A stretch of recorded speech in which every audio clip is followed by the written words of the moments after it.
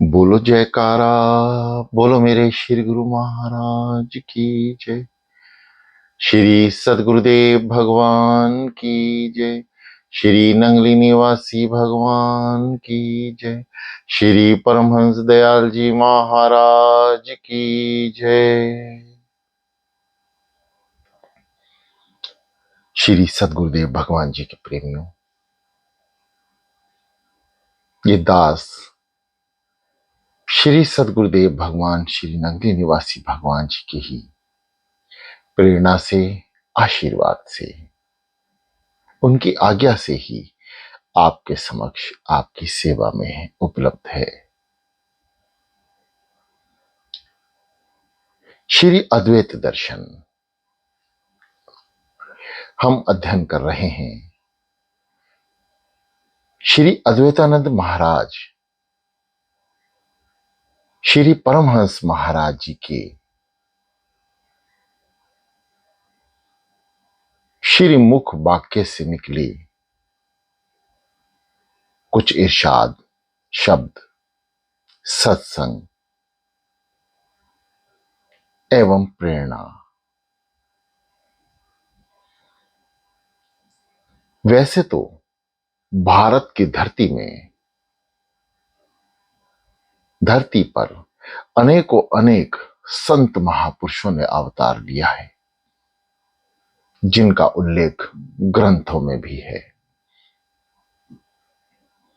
उनमें से एक श्री परमहंस महाराज जी भी, हमारे दादा गुरु महाराज जी ने भी छपरा प्रांत में अवतार लिया, बिहार में। जब वे धरा पर थे, उनसे ठीक 10 साल पहले भी एस परमहंस महाराज हुए।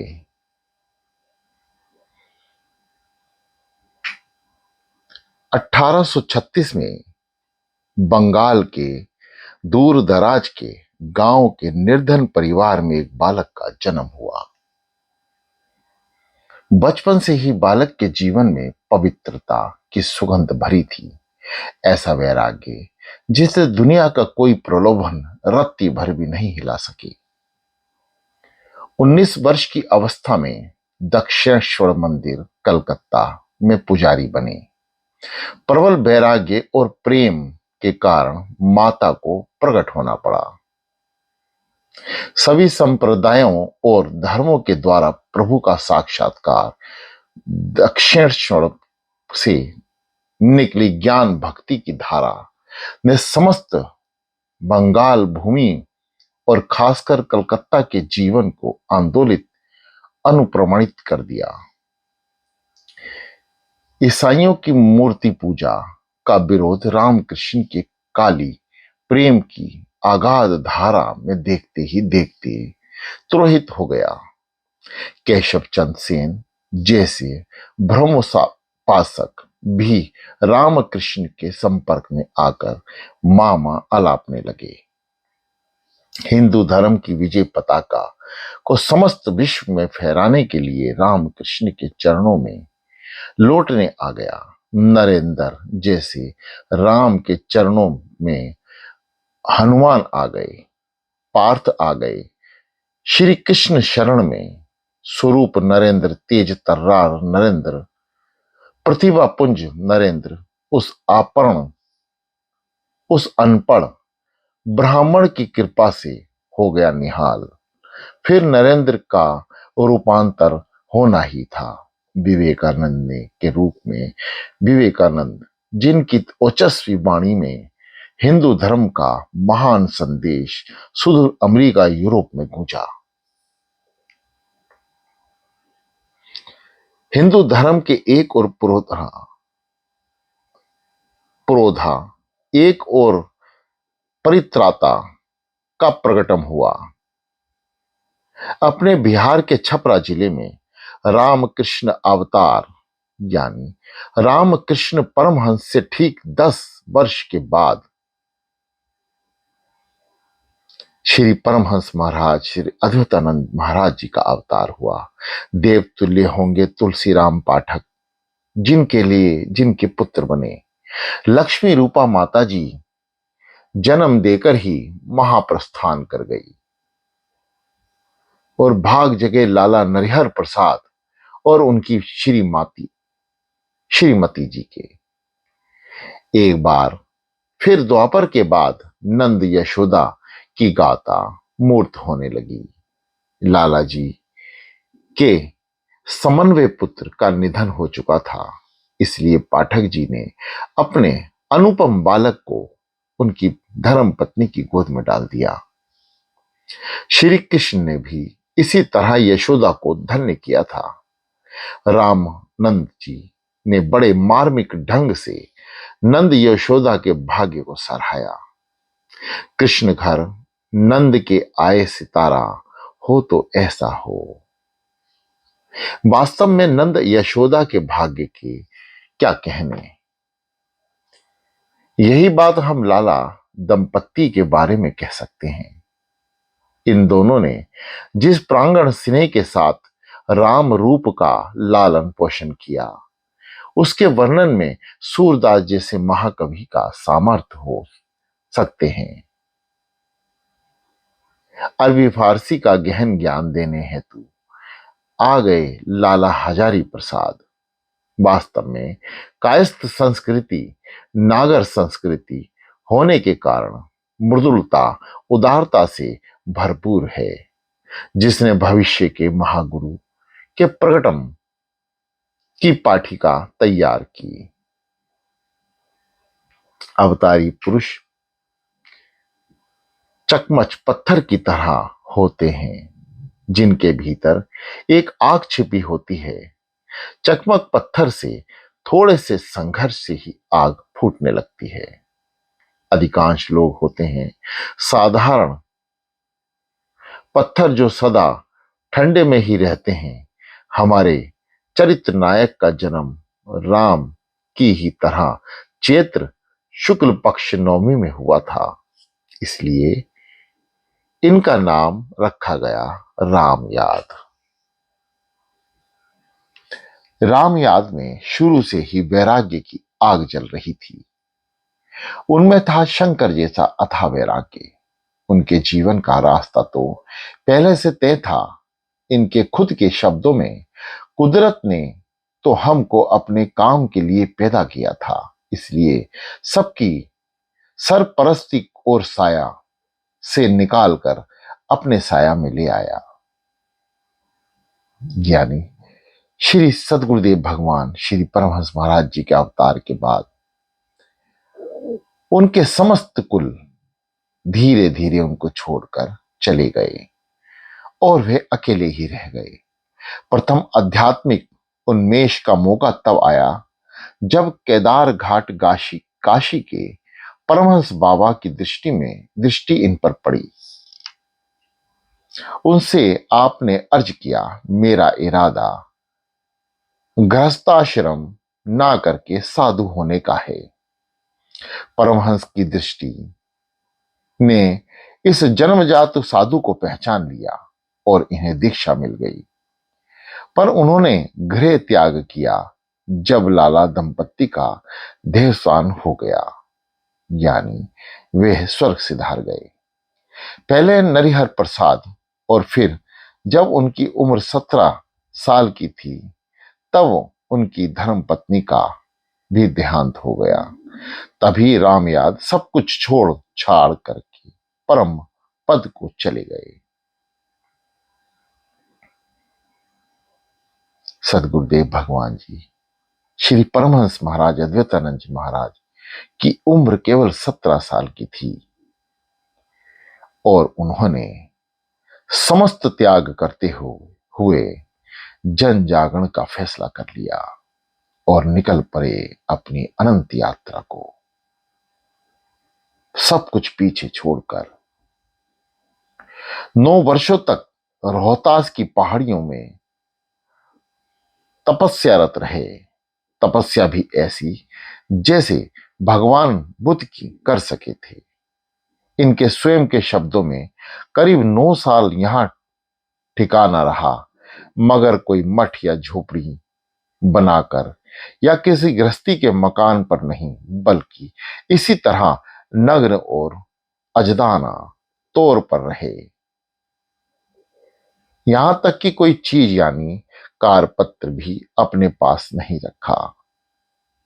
श्री दादा गुरु महाराज जी ने, जो उन्होंने अपने आप ही स्वयं फरमाया कि 9 साल तक रोहतास की पहाड़ियां और जंगलों में तपस्यारत रहे, समस्त वस्त्रों का त्याग करके नग्न अवस्था में जंगल के भीतर ही भ्रमण करते रहे।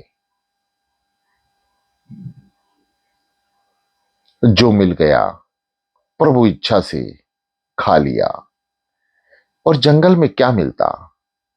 फल, फूल, जड़ी बूटियां,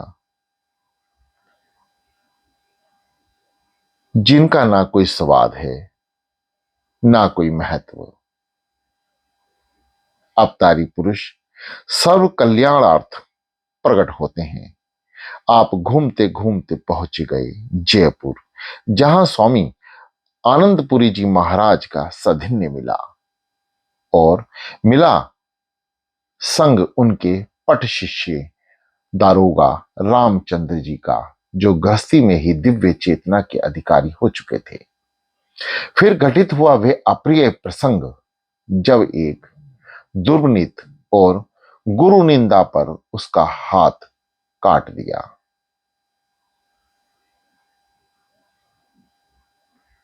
जिसके परिणाम स्वरूप गए जेल।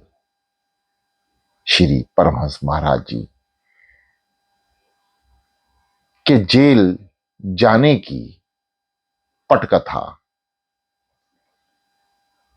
ऐसे लिखी गई श्री अद्वैतानंद सच्चिदानंद प्रकाश में।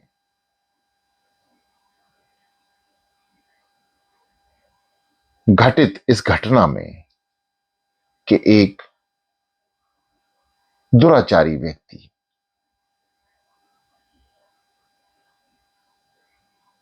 गुरु की निंदा लगातार कर रहा था। श्री परमहंस महाराज जी को यह बर्दाश्त नहीं हुआ। यह प्रसंग आपके जीवन में यकायक आ गया, क्योंकि पटकथा तो प्रभु इच्छा से कुछ और ही लिखी थी। आपने उस दुराचारी का हाथ जड़ से अलग कर दिया। परिणाम ये निकला कि पुलिस आई और आपको पकड़कर जेल में लगा दिया। वास्तव में गुरु निंदा का इससे कम दंड और क्या हो सकता था। और जेल क्या गए निराश कैदियों के जीवन में आशा की इंद्रधनुषी प्रकाश भर दिया। दुराचारी का हाथ काटना और उसके उपरांत जेल जाना, यह आपकी एक महत्वपूर्ण बड़ी लीला रही। आपने जेल में प्रवेश करते ही समस्त कैदियों का समस्त वातावरण और हृदय परिवर्तन कर दिया। पूज्य चरण अंत में 1904 में पहुंचे सीमा प्रांत के कोहाट जिले के टेरी कस्बे में। इस यात्रा के पीछे एक गूढ़ रहस्य छिपा था। आप जेल से बाहर आए, समस्त कैदियों का हृदय परिवर्तन करके, समस्त जेल के सरकारी अधिकारियों का हृदय परिवर्तन करके, अपने सत्संग द्वारा जितना भी समय आप जेल में रहे, जेल के कैदियों, पुलिस कर्मियों, जेलर जैसे सरकारी ऑफिसरों और बड़े पद के अधिकारियों को लगातार सत्संग से उनका मार्गदर्शन और हृदय परिवर्तन करते रहे। जिस कारण से आप जेल गए, उस कारण को पूरा करने के बाद आप टेरी पधारे, जो आज पाकिस्तान में स्थित है। जब राम लक्ष्मण के साथ दंडक कारण से प्रतिष्ठित होकर किष्किंधा की ओर चले, तो जगत ने यही जाना कि वे सीता मिलन के लिए आगे बढ़ रहे हैं, पर और एक महान कार्य भी इस क्रम में हो रहा था, राम और हनुमान का मिलन। यदि ये मिलन नहीं होता तो राम कथा का बहुत का रस सूखा रह जाता। जब वे पहली बार मिले तो राम हनुमान को छाती से लगाकर देर तक रोए। परमहंस महाराज जी भी अपने हनुमान से मिलने टेहरी पधारे थे। इसमें निसंदेह नहीं, क्योंकि इनके स्वप्नाध्यय यानी विचारों में, हृदय में इनके उत्तराधिकारी श्री स्वामी स्वरूपानंद जी महाराज, उस समय का नाम बेली राम, जब आपसे मिले तो श्री मुख से निकला, आ गए भैया, हम आपके लिए ही आए हैं। उन्हें दीक्षा दे दी। परमहंस जी महाराज ने टेरी क्षेत्र को वर्षों कृतार्थ किया, सत्संग की प्रबल धारा प्रवाहित की, जिसमें स्नान करके कितनों के भाग्य जागे। इस बीच परमहंस जी कई वर्षों तक आगरा में भी रहे। वहां कृष्ण द्वारा नाम का मठ स्थापित हुआ। वहां से वे फिर टेरी पधारे। 11 फरवरी 1915 को उनके शरीर के दाहिने भाग में लकवा का आक्रमण हुआ, यानी फालिस मार गया। महापुरुषों द्वारा दूसरों के पाप ताप लेते ही रहते हैं। दूसरों की ही ये कमियां कि उनके शरीर में रोग के रूप में दिखाई देने लगती हैं। परमहंस जी ने जैसा शुद्ध जीवन बिताया था, उसमें तो रोग की गुंजाइश ही नहीं थी। यह तो दूसरे के लिए स्वयं को न्यौछावर करना था। वास्तव में महापुरुषों के लिए कोई दूसरा कोई होता भी नहीं।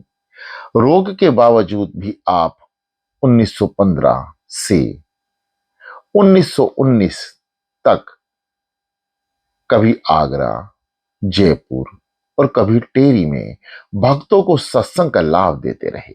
अंत में महानिर्वाण का मुहूर्त आ गया। 10 जुलाई 1919 बृहस्पतिवार को प्रातः 6 बजे अपनी देह लीला समेट ली। यज्ञ के लिए पुरोहित की जरूरत होती है। पुरोधा अर्थात पुरोहित। पुरोहित होते हैं मंत्रों के ज्ञाता, और इन्हीं मंत्रों से आहुति देने पर यज्ञ कर्म फल सफल पर हो पाता है। भारतीय पुनर्जागरण के महायज्ञ के श्री रामकृष्ण देव की तरह ही पुरोहित हैं। हमारे परमहंसी महाराज जैसा हमने देखा, राष्ट्र यज्ञ में राष्ट्रीय संस्कृति को जलाया जाता था, ताकि राष्ट्र जीवन सोने की तरह दमकने लगे। हमारे परमहंस जी महाराज ने राष्ट्र जीवन यानी हिंदू जीवन की जड़ता को नष्ट करने का मंत्र दिया। कैसे? सबसे पहले गौतम बुद्ध की तरह ही उन्होंने जात पात को ठोकर मारी। जात पात को स्वार्थी बौद्धिक मानसिकता ने एक तरह से हिंदू जीवन दर्शन की अभिन्न अंग बना दिया था। हमारे परमहंसी महाराज ने अतुच्चे ब्राह्मण कुल में जन्म लिया, पर उन्होंने जाति की महत्ता को पूरी तरह से नकार दिया। परिणाम स्वरूप इनके मार्ग में ब्राह्मण, हरिजन सबको संन्यास भेज दिया जाता। इस तरह परमहंस जी महाराज ने एक बृहत सामाजिक क्रांति का मंत्र दिया, जिसके द्वारा हमारा राष्ट्र फिर से अपनी प्राचीन गरिमा को प्राप्त कर ले सकता। हमारे परमहंस महाराज जी ने हमें कृष्ण ही की तरह निष्काम कर्मयोग का रास्ता दिखलाया है। जब कोई राष्ट्र या व्यक्ति पिछड़ जाता है, तब उसको घोर जड़ता और दबोचती है। फलता उसे कर्म जहर जैसा लगने लगता है। हिंदू धर्म में इस जड़ता ने वैसे लोगों की एक राष्ट्रव्यापी फौज की तैयारी कर दी जो भिक्षाटन को ही अपनी सारी समस्याओं का समाधान मान बैठे। अपनी अंतिम सांस तक कर्मनिष्ठ रहने वाले परमहंस जी महाराज के दरबार में निठेलेपन के लिए कोई स्थान नहीं था। उन्होंने हमें घर छोड़कर जंगल गुफाओं में जाने के लिए नहीं कहा, वरना एक योद्धा की तरह कर्म करते रहने को कहा। श्री कृष्ण ने जिस तरह कर्म के विमुख होते अर्जुन को युद्ध की घोर कर्म में नियोजित किया, उसी तरह से परमहंस महाराज जी ने भी हमें कर्मोन्मुख बनाया, जो हमारी आध्यात्मिकता की नहीं, सामाजिक राष्ट्रीय मांग ही थी। वास्तव में गीता प्रतिपादक निष्काम कर्मयोग के महान और सार्थक कोई जीवन दर्शन हो ही नहीं सकता। इसी के अभाव में तो सोने की चिड़िया भारत भूमि आज अभाव के अंधेरे के कुएं में डूबती जा रही है। वास्तव में जो धर्म जीवन को सामर्थ्य नहीं कर पाया, वे बेकार धर्म है। श्री परमहंस महाराज जी के श्री जीवन चरित्र में देशभक्ति भी शामिल है। देश की सेवा, जन जन साधारण की सेवा, हर जात धर्म की सेवा उनकी प्रेरणा रही।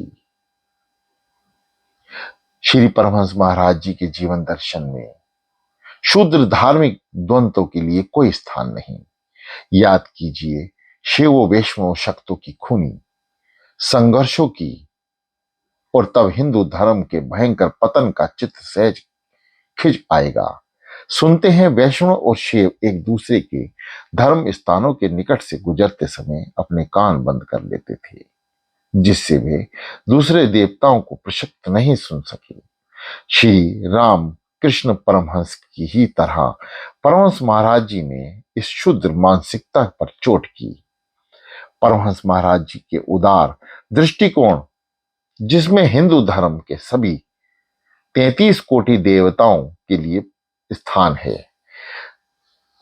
पर प्रकाश डालने के लिए प्रसिद्ध ब्रह्म समाजी दार्शनिक और विख्यात केशव चंद सेन के सहकर्मी प्रताप चंद माजूमदार के श्री परमहंस महाराज जी के बारे में की गई उद्घोषणाओं और उद्धत करना उचित होगा। रामकृष्ण परमहंस किसी खास हिंदू देवता के उपासक नहीं हैं, वे शिव नहीं हैं, वे शक्त हैं और वैष्णव नहीं हैं, वे वेदांती ही हैं। फिर भी वे सभी हैं। वे विश्व शिव की पूजा करते, काली की पूजा करते, राम को पूजते, कृष्ण की पूजा करते, और वे वैदांतिक सिद्धांतों की सभी प्रबल पेशक हैं। श्री दादा गुरु महाराज जी, श्री परमहंस दयाल अद्वैतानंद जी महाराज और श्री राम कृष्ण परमहंस दोनों तत्पर भारत की भूमि पर अलग अलग राज्य कर रहे थे। उत्तर में श्री अद्वैतानंद जी महाराज और पूर्व में श्री रामकृष्ण परमहंस महाराज। परमहंस महाराज रामकृष्ण परमहंस महाराज जी के 10 साल बाद ही हमारे श्री दादा गुरु महाराज जी का अवतार हुआ। समय समय पर इस धरती पर हो रहे अत्याचारों, पापों का निवारण करने हेतु, हम जैसे दुराचारी पापी जीवों को सतमार्ग पर लगाने हेतु संत महापुरुषों का अवतार अपने अपने समय अनुसार होता ही रहता है, और जैसा उस समय काल चल रहा होता है, वैसी ही प्रेरणा, वैसी ही शिक्षा, वैसा ही मार्गदर्शन सतगुरुदेव भगवान समय समय पर अपने भक्तों को कराते रहते हैं।